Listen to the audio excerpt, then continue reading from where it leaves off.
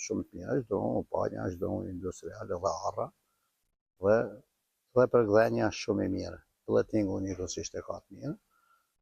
Kjo lahuta është një instrument i thjesht, por ama i vjetër. I vjetër sepse çdo gjë është e punume, është artizanale. As nuk ka gozhd, as nuk ka pjesë hekurit kërkon, as siç e kam thënë edhe herë tjera në për disa televizione, kjo është aq e lashtë sa para epokës hekurit. Unë thoshti pse? Po përsis, sepse asgjë kjo për shembull tijet mund të përdoren edhe me tel, siç përdoret çift, ose kitara, pa telit, mund të përdoret shumë mirë, bjen shumë mirë, e kupton.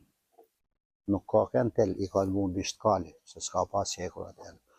Kjo, që qepet kështu, e kura, dru, mokolle do t'ishte kënd me e ba me thuma, po t'kishte pas sepse me e ba të në po s'ka kënd. Çdo gjë që ashtu është me gjithçka me dru.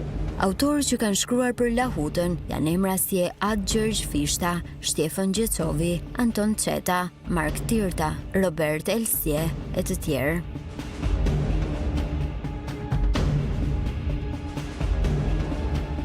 Nila i thekson se duhet që Ministria e Arsimit ta përfshijë në orë mësimin në shkolla, duke ditur vlerën e këtij instrumenti.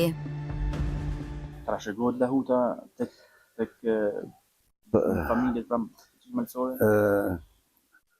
Pak me thënë të drejtën, jo ma, nuk trashëgohet ashtu si e kanë trashëguar, por duhet trashëgohet.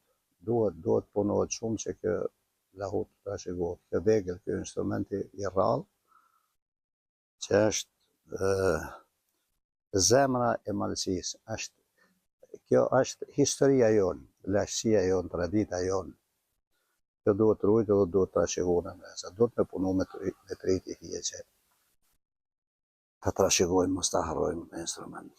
Futet ndoshta në shkolla për vlerën e rëndësinë që ka, sidomos sa pas futjes në UNESCO. Tash me thonë të drejtën, kjo duhet patjetër që Ministria e Arsimit ta ketë parasysh këtë variant dhe ta fusin në orë mësimit e për shkolla, sepse është gjë shumë e rëndësishme, sepse nëpërmjet kësaj tregohet historia jonë e lashtë dhe fëmijët do ta dinë historinë tonë, ta mësojmë. Nëse kjo do të futet në plan, edhe duhet futet se s'bën, plan mësimit në për shkolla do të jetë shumë gjë. Lahuta, instrumenti i lashtë i punuar zakonisht nga druri i arrës, me një tel të vetëm, është shoqëruar brez pas brezi me këngët epike që rrëfejnë historinë, trimërinë dhe nderin. UNESCO ka përfshirë artin e të luajturit, të kënduarit dhe ndërtimin e lahutës në listën e pasurisë kulturore jo materiale me mbrojtje